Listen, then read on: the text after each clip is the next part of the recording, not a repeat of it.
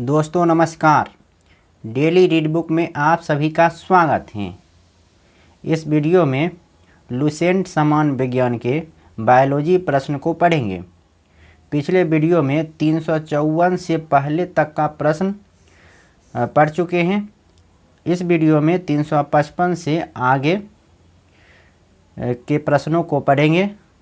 तो चलिए स्टार्ट करते हैं। भारत में गिद्धों की कमी का अत्यधिक प्रमुख कारण है। अत्यधिक प्रमुख कारण है जानवरों को दर्द निवारक देना। आंसर सी होगा। मनुष्य मेमेलिया यानी स्तनधारी वर्ग से संबंधित है, जिसमें निम्नलिखित में से एक नहीं आता। वह कौन सा है? यह छिपकली, जबकि चूहा, ये ये बिल्ली होगा, दिल्ली लिखा है, सुअर, ये सब स्तनधारी हैं। अगला प्रश्न है, निम्नलिखित में से कौन सा एक पशु स्तनधारी है? इसका आंसर होगा प्लेटिपस। निम्नलिखित में से कौन सा जीव अंडे देता है और प्रत्यक्षतः बच्चे पैदा नहीं करता? इसका आंसर होगा एकिडना। निम्नलिखित में से कौन सा स्तनधारी जानवर अंडे देता है? तो यह है प्लेटिपस। अगला प्रश्न है, निम्नलिखित में से कौन अंडज स्तनी है?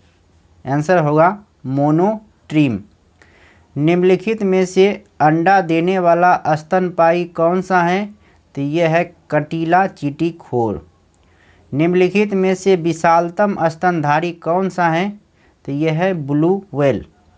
निम्नलिखित में से कौन से नियत तापी प्राणी हैं? तो ब्लू व्हेल नियत तापी प्राणी हैं। निम्नलिखित में से कौन सा जानवर सबसे बड़े बच्चे को जन्म देता है? तो यह है ब्लू व्हेल। विश्व में सबसे तेज जमीनी जानवर कौन सा है?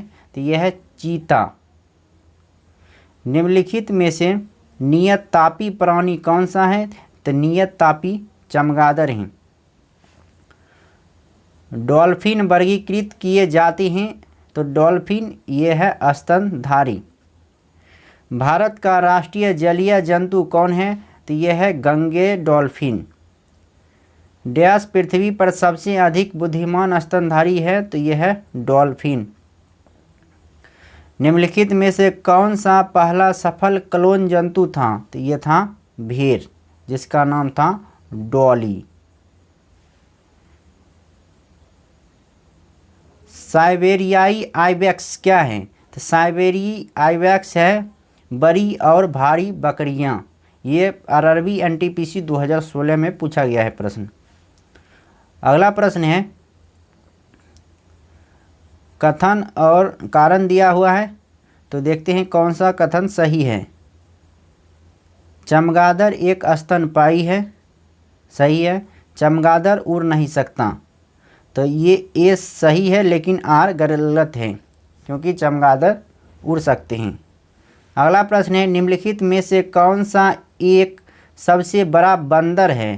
तो यह है गोरिल्ला। गोरिल्ला सबसे बड़ा बंदर है। मानव सदृश लघुत्तम कपी कौन सा है? तो यह है गिबन। निम्नलिखित में से कौन सा विकल्प मार्सुपियल्स का उदाहरण है? तो यह है कंगारू। अगला प्रश्न है, मनुष्यों के वैज्ञानिक नाम होमो सेपियंस का अर्थ क्या है? तो इसका अर्थ है वाइज होमोनिड, यानी बुद्धिमान मानव।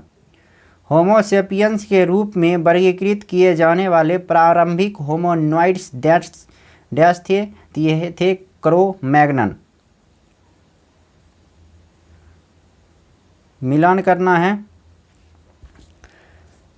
पर रहित कीड़ा, यह है सिल्वर फिश। पर रहित कीड़ा है सिल्वर फिश। उड़ान रहित पक्षी है कीवी। अंग रहित रेंगने वाला सांप। अंग रहित पशु है मछली। तो आंसर होगा बी। अगला प्रश्न है, निम्नलिखित में से कौन सा हिस्सा मानव त्वचा का सबसे बाहरी हिस्सा होता है? तो ये होता है एपिडर्मिस।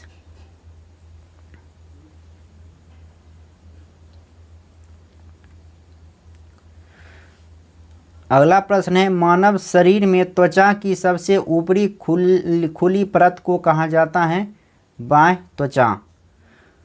मांसपेशी को हड्डी से जोड़ने वाले ऊतक को क्या कहते हैं? तो ये कहते हैं टेंडन। जबकि हड्डी को हड्डी से जो जोड़ते हैं उसे कहते हैं लिगामेंट। रक्त यानी ब्लड होता है एक संयोजी ऊतक। अगला प्रश्न है, निम्नलिखित में से कौन सा संयोजक ऊतक नहीं है? यह कंकाल पेशी संयोजी ऊतक नहीं है।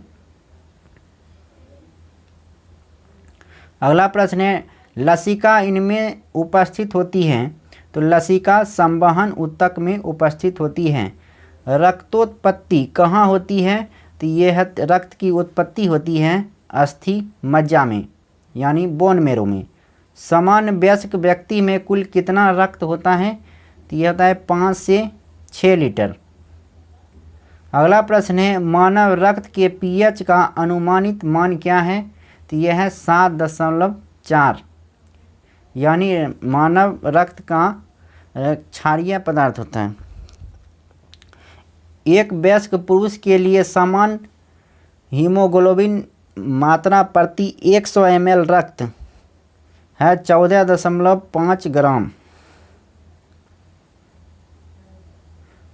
प्लाज्मा जो कि रक्त का एक घटक है, एक डैश है, तो यह है द्रव।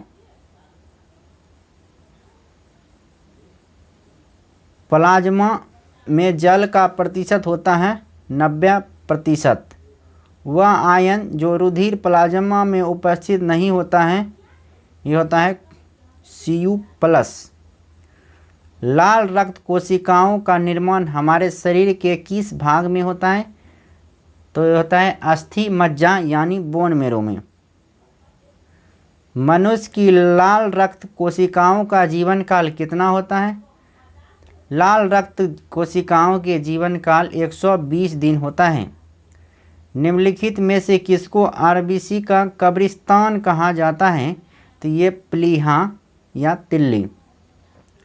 श्वेत रक्त कणिकाएँ कितने प्रकार की होती हैं? श्वेत रक्त कणिकाएँ 5 प्रकार की होती हैं। अगला प्रश्न है, रक्त में श्वेत कणों का मुख्य प्रयोजन क्या है? तो ये होता है श्वेत कण संक्रमण से संघर्ष करना।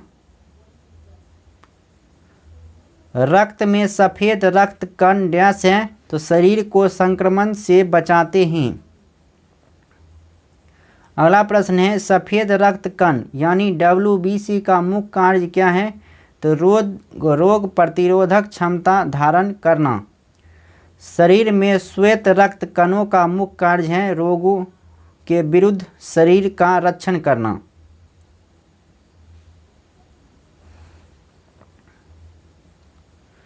अगला प्रश्न है, एंटीबॉडीज का निर्माण किससे होता है? तो लिम्फोसाइट से। रक्त का रंग निम्न में से किसकी उपस्थिति के कारण लाल होता है? तो हीमोग्लोबिन के कारण। हीमोग्लोबिन में निम्नलिखित में से कौन सी धातु मौजूद होती है?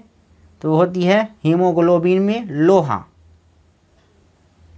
मानव शरीर में हीमोग्लोबिन का कार्य क्या है? तो ये ऑक्सीजन का परिवहन करता है। मानव शरीर में हीमोग्लोबिन ऑक्सीजन का परिवहन करते हैं। हीमोग्लोबिन के बारे में निम्नलिखित कथनों पर विचार कीजिए। तो कथन देखते हैं क्या है। यह रक्त में ऑक्सीजन का संचार करता है। यह लौह युक्त यौगिक है। यह कुछ रोगों के प्रति प्रतिरक्षा प्रदान करता है। यह रक्त को लाल रंग प्रदान करता है। तो इसका आंसर ये सी नहीं होगा। यह कुछ रोगों के प्रति प्रतिरक्षा नहीं, ये WBC का कार्य है, जबकि 1, 2 और 4 सही है। यानी रक्त में हीमोग्लोबिन ऑक्सीजन का परिवहन करता है और यह लौह युक्त यौगिक है और इसी के वजह से खून का रंग लाल होता है। अगला प्रश्न है, कथन और कारण दिया हुआ है। कथन है खून का लाल रंग हीमोग्लोबिन की वजह से होता है। हीमोग्लोबिन कारण है हीमोग्लोबिन एक लाल वर्णक है। तो इसका आंसर होगा ए और आर दोनों सही है और आर ए की उचित व्याख्या करता है। अगला प्रश्न है, रक्त प्लेटलेट यानी बिंबाणु के संदर्भ में निम्नलिखित में से क्या सही है। तो ये सही है कि उन्हें थ्रोम्बोसाइट भी कहते हैं। रक्त प्लेटलेट को थ्रोम्बोसाइट भी कहा जाता है। फाइब्रिनोजन किसके द्वारा फाइब्रिन में परिवर्तित होता है। तो ये होता है थ्रोम्बिन के द्वारा। अगला प्रश्न है, न्यूट्रोफिल्स और लिम्फोसाइट का उद्गम होता है अस्थि मज्जा से। मानव रक्त प्लेटलेट डैश छोड़ते हैं जो रक्त के थक्के बनाने में मदद करता है प्रोथ्रोम्बिन। रक्त में प्रतिस्कंदक पदार्थ कौन सा है। तो हेपरिन है। आज का अंतिम प्रश्न है, शरीर के अंदर रक्त का स्कंदन किसकी उपस्थिति के कारण नहीं होता है। तो यह होता है हिपैरिन। हिपैरिन के कारण शरीर के अंदर रक्त नहीं जमता है। इस वीडियो में इतना ही। अगले वीडियो में 412 प्रश्नों से स्टार्ट करेंगे। तब तक के लिए नमस्कार, जय हिंद।